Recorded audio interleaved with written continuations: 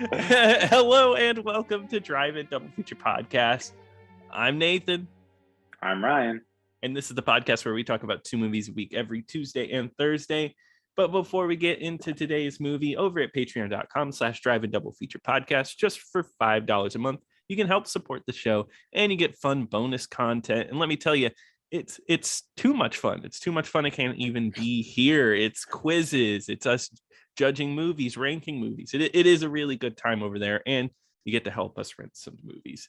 But getting into today's movie, we are talking about Cash on Demand, a 1961 British black and white movie made by Hammer Films. And this is our first Hammer film, which is more known for their vampires, horror, bloody movies. But, we did something a little different this time, starting with this one.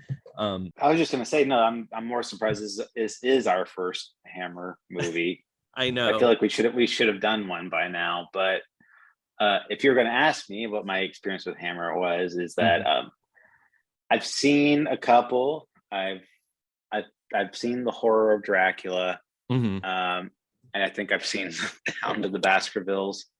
Nice. But nothing else really. Okay, cool. So maybe the show will be a good primer into it. Because I've seen a bit more than that, but my knowledge and how many Hammer movies I've seen, it's actually pretty limited. I have seen the Dracula movies, and those are really fun. I've seen a couple of the Frankenstein movies. Other than that, it's a little limited. But Cash on Demand here, we both got on Blu-ray recently because Indicator, which is a British label, was having a sale. So I got to experience some stuff. Did you get to watch both versions of the movie?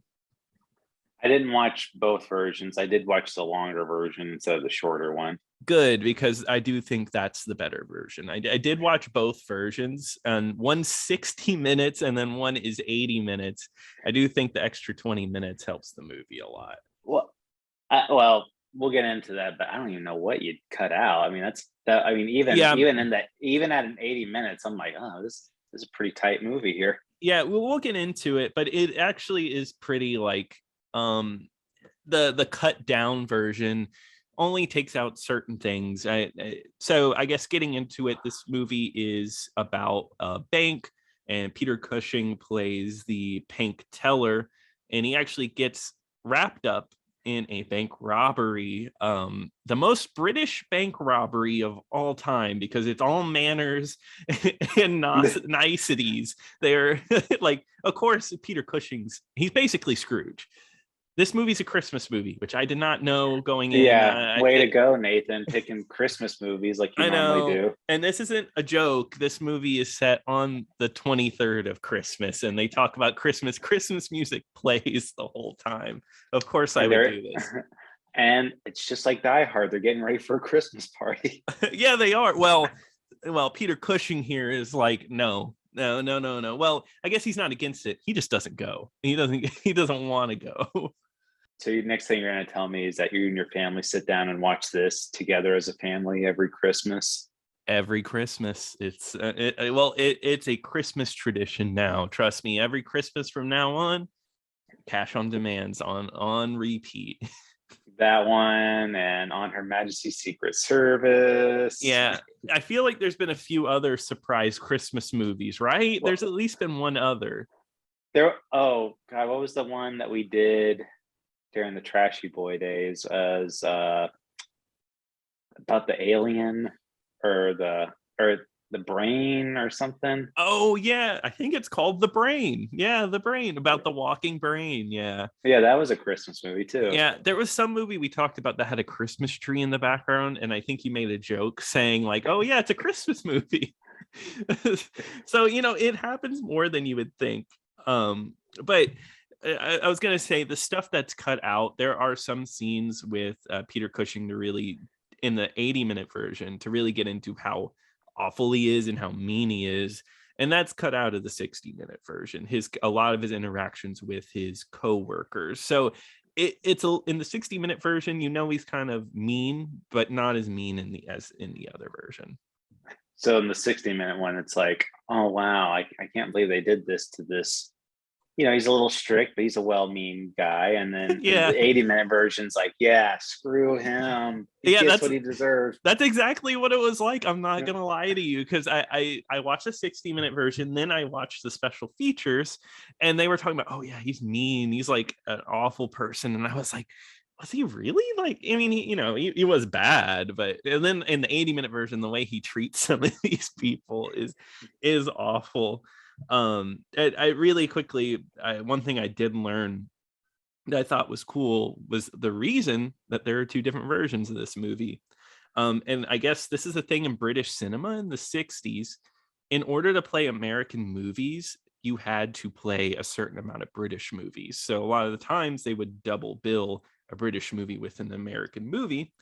And they usually wanted it to be shorter so you could get to the American feature first. So Hammer would do that. Hammer would make support movies, is what they would call them. So Cash on Demand is a support movie. They made it super short, super cheap, so they could play it before Bye Bye Birdie. That was the pairing with this movie.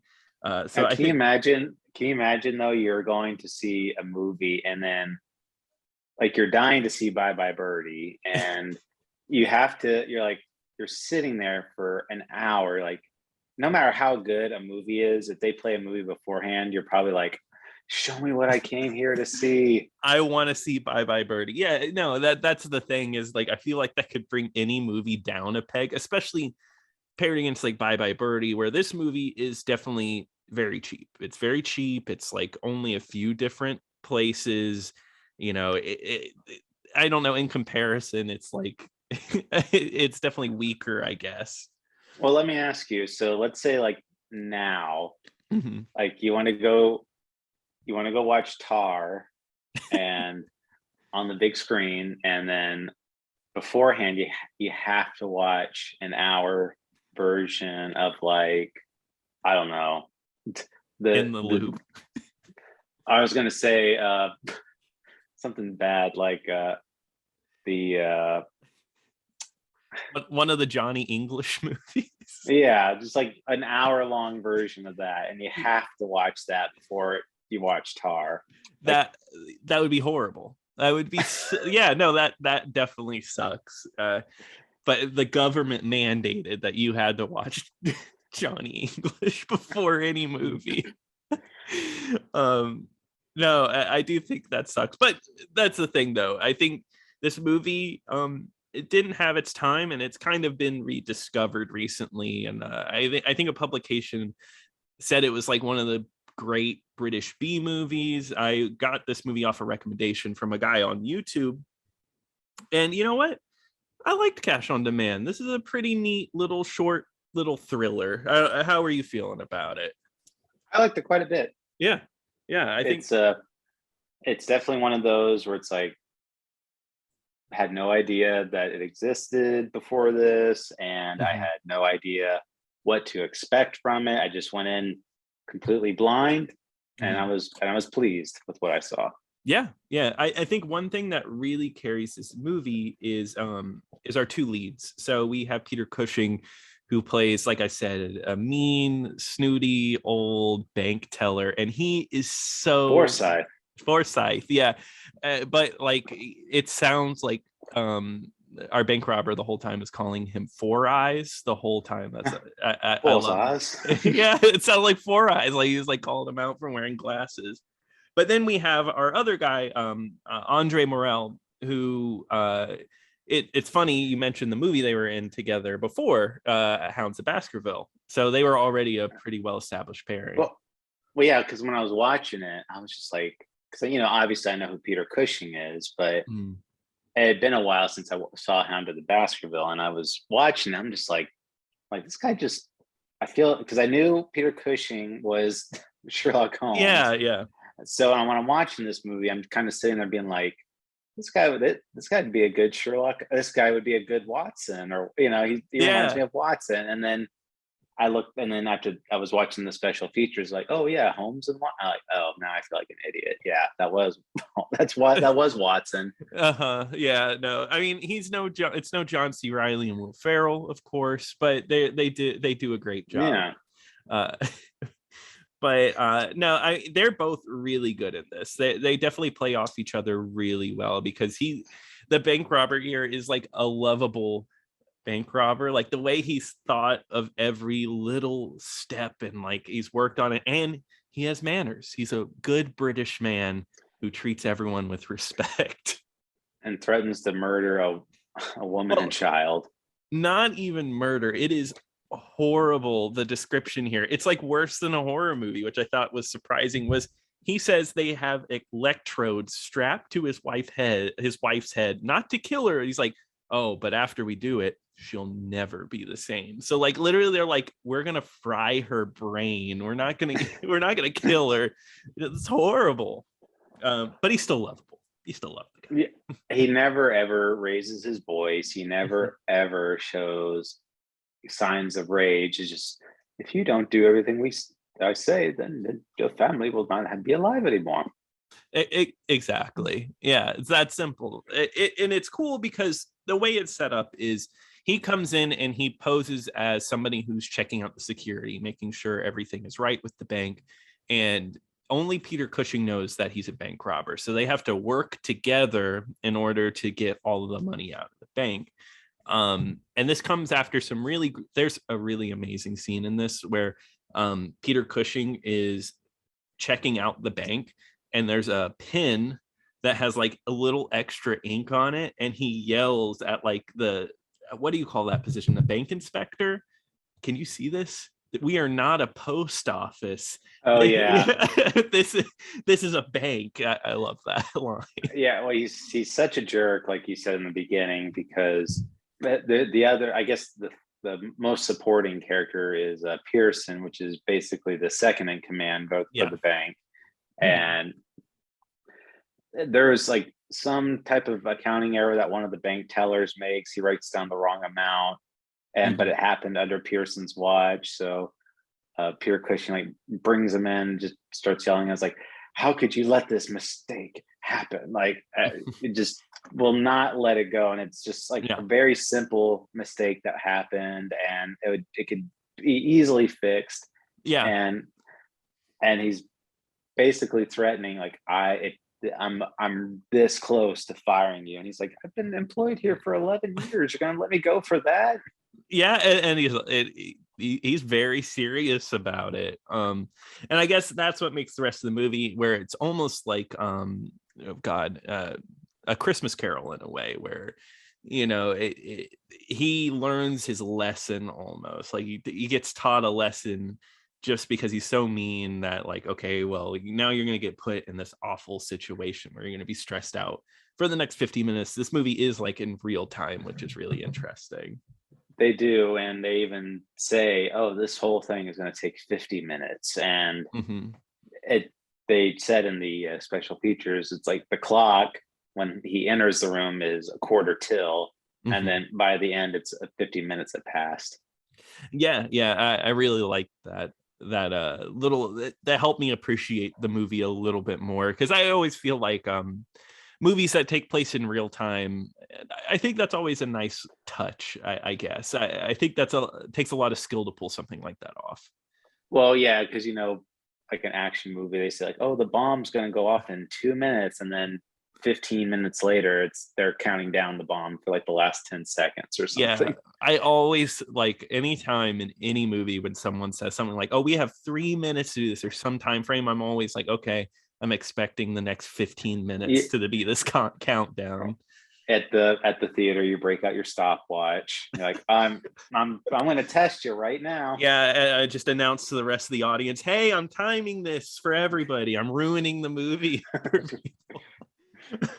So what happens, there's not a crazy amount of meat to this movie, because I mean it's kind of a back and forth kind of deal. Like there's a really great sequence, because the whole idea is that the robber here has to get Peter Cushing to act like he's not being robbed. So like to get luggage so they can load money in there, it has to all be Peter Cushing's idea. So it's like he has to coax him into saying like, okay, this is what you need to do to get the luggage in here, and then when we go down there, you need to make this all sound natural. And it's just interesting because Peter Cushing, I mean, I need to watch more movies with him in it, because I actually think he plays this role incredibly well. Because like the way he just looks he looks tense, nervous, but he's still holding it together in order to make it seem like he's not being robbed. Yeah, Peter Cushing's always been great in other movies that he's did. I mean, even in Dracula, he plays a great Van Helsing. Yeah. And even Sherlock Holmes, he's good in that one. Mm-hmm. And, I was looking at his filmography too, and it says he's in this little movie called Star Wars. I never heard of that. Star Wars? I don't know. It's a little B movie that some people talked about. We might have to talk about it one day. I don't know. We'll put it on the list. I don't know. But anyway, no, I agree. He definitely. I mean, the movie works because of both of them working, going back and forth. But Peter Cushing he totally just nails it. Yeah, he really does nail it. There's a really great sequence when they finally get down to the safe. And this whole part was pretty tense because it's easy getting into the safe. They get in and they stack all the money into the suitcases. But whenever they leave, there's like a two-way gate system where there's a gate inside and a gate outside, and they have to close both of them. And Peter Cushing forgets to close the inside gate, and it has a 30-second timer before an alarm will go off. And he's like shaking, nervous, and even André is at the top of the stairs, and he looks nervous, which he doesn't look nervous this whole movie. So it's a pretty tense little sequence. What I do like is, throughout the whole time, Peter Cushing's like freaking out. He's trying really hard to just keep it together throughout the whole movie. Mm-hmm. And Gore Hepburn is, what they, yes, that's Andre's character, but he was saying he kind of eases his mind too at the same time. Yeah. So he's like, oh no, I can't remember all these things you've told me to do. And he's like, don't worry, old boy, I'm here the whole time. I'll make sure I'll be here to help you. And yeah, and even there's like a scene too when he's opening the safe initially. He has to remember the combination. He's turning the dial of the lock combination. He's like, oh, I can't remember. I can't do it. And then he's like, it's all right, old man. Just take your time and just think real clearly. Yeah, and then he does it. This guy needs to be my therapist. Yeah, no, that's what I like about this movie is like you think of like bank robbers in movies, and like you think about like mean, cruel people. You don't really think about someone like this. I think that's what adds a little bit more fun to it. Yeah, in any other movie, it'd be screamed like, "Open the safe now, you idiot!" Like, do it. Exactly, and it would just make things go crazy. But everything goes off without a hitch, really. It one little thing, a little bit of money gets put in the Forsyth's in pocket, and just remember that one for later because it might come. That might come in handy later. Who knows? When he did that, I was like, okay, he's gonna set him up later. But at the same time, I mean it wasn't like he just put like a couple of bucks in there. It's like he put like a whole stack of notes into Peter Cushing's suit pocket, and I'm like, how did he not feel that in his suit? I felt the same way. Like I was like, it's different pickpocketing and taking something out, but it's a little different putting something heavy into someone's pocket. Like if somebody put a brick in my jacket pocket, I would know there was a brick in there. Something would be up. But no, he keeps this on him like for the rest of the movie. And so the way this movie ends, and I'll say spoilers, this is an old movie, but the nice twist here is whenever he leaves with the money. His second in command, it's like, hey, I knew something was wrong here, so I went ahead and called the cops. And Peter Cushing, the rule was that no cops should be called for the next hour. So he's like, oh God, oh no, what's gonna happen? And I thought that was a fun twist on top of it at the end. I liked it though. He said, he's like, oh, I've already phoned the police. And Yeah. he's like, no, you must cancel it. Yeah. You must call them back and say you were joking. And I'm pretty sure he has his handkerchief out and he's wiping his brow a little bit. Like, Yeah, yeah.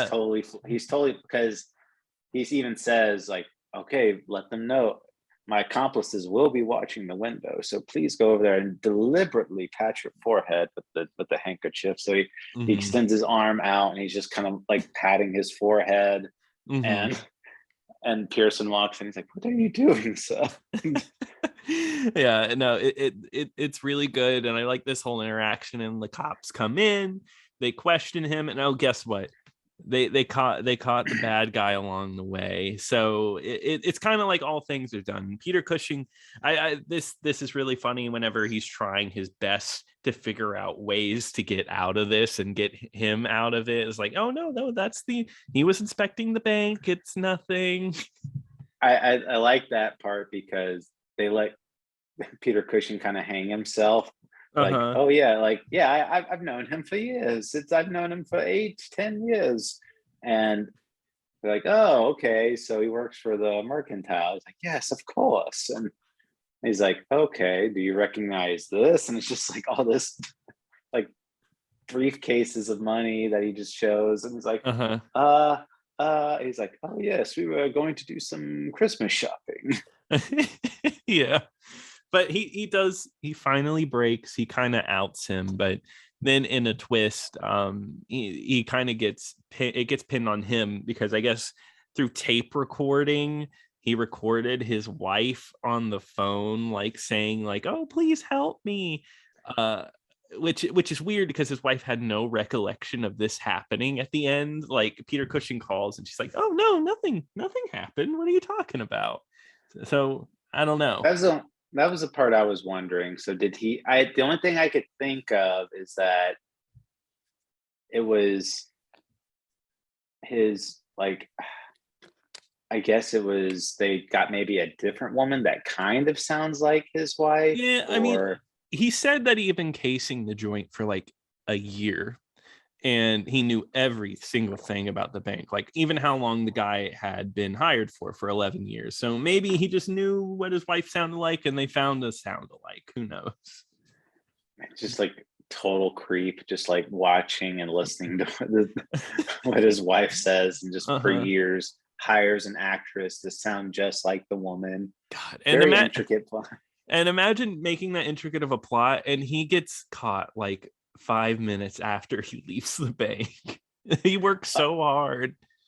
And apparently he's not a very good thief, because even the cop is like, oh yes, we recognize him from a jewel heist or whatever. Yeah, exactly. And they're like, oh, we're more interested in his accomplices. And they kind of like pin it on him. And yeah, I mean, that's the way they see it for most of the movie. And I thought I was going to end on a downer note because the cops are pretty much like, yeah, I mean, it looks like you did it. You lied about your family and you have money on you because he lets it fall out of his pocket. And of course, the bank robber's like, yeah, no, what are you talking about? We worked on this together. You took some too, kind of deal. Well, he does kind of turn around at the end. At the end, he does. Yeah, Yeah. that's when I was like, okay, it's not a downer anymore.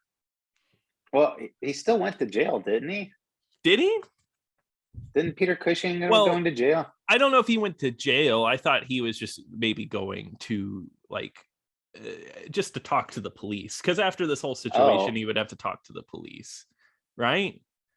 Or did the no, cops know? I think they arrested him. Oh, so the cops never realized that he wasn't a part of the deal?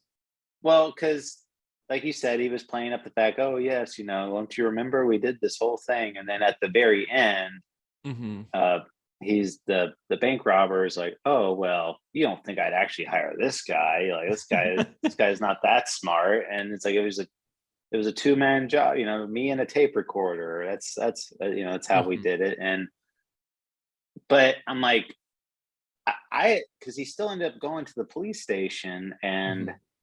I'm like, because even like because he goes up to Pearson at the end, and he's like, oh, I'm going to be going away for a while, Pearson, and He's like, oh, okay. How long will you be? He's like, I don't know. I'll try to be back before the party starts or whatever. And Yeah, I don't know then. I, I assumed he did go to jail. Okay. I thought he was going for questioning. That was kind of because he didn't get a police escort at the end, right? It was just him going. Yeah, I mean, but he did leave with the two cops, so that's why. Yeah. But I mean, he didn't leave in handcuffs like the other guy. Yeah. Well, who knows? Who know? He could be rotting away in prison to this day, but we'll never know. We get fun Christmas music to finish it off as he walks out the door. I think that's about it for this one. I don't know if you have anything else to add. It's an extremely short, light movie. Yeah, I mean, it's a super easy watch, and then it's free on YouTube and Tubi. I think, yeah, just on YouTube. I mean, like I said, very short movie, total easy watch. It's very big recommend for me. Yeah, I recommend it too. I thought it was pretty good. I also thought this Blu-ray was pretty solid. Came with an audio commentary. There was really, I just have to say it. Did you watch all the special features? No, I watched the 30-minute documentary or whatever. That's the good one. Because the other two were about like the lady that's in this movie. So there's like a woman that works in the office that's in the movie for maybe 2 minutes. Really? Like, yeah, they made two documentary. One was an interview from her, and she talked a little bit about working in this movie, and the other one was just kind of about her career. And I was like, this has nothing really to do with this movie, except that she was in it for 2 minutes. Well, yeah. One thing we didn't say is that this movie was actually based off of a play. Oh, yeah. And that originally Peter Cushing wasn't the original lead, but everyone else in this movie was reprising their roles from like the play version. Which it totally makes sense, because after hearing that, I was like, oh yeah, it does kind of play out like a play. Yeah, it feels like a play movie, like very limited with sets and everything. Kind of a one, because it takes place in the bank, so it's one area for the whole movie. So yeah. But check this one out. Very good Blu-ray. Yeah. But Ryan, what are we going to be talking about on Thursday? Well, Nathan, there's only one thing on my mind around this time of year. Do you know what I'm talking about? No, I don't. Well, Nathan, look at your calendar. It's getting towards the end of school, so you know what that means. It's prom season. Prom season? Oh my God. But what are we talking about for prom? It's prom time. Well, it's prom time, so that means it's prom night, and that is free over on Tubi, and it also stars Oscar winner Jamie Lee Curtis. I love anytime we get to bring up Oscar winner Jamie Lee Curtis. But if you enjoyed this episode, please send an email over to us at driveindoublefeaturepodcast@gmail.com. Tweet at us at DIDFpod. But until next time. Until next time.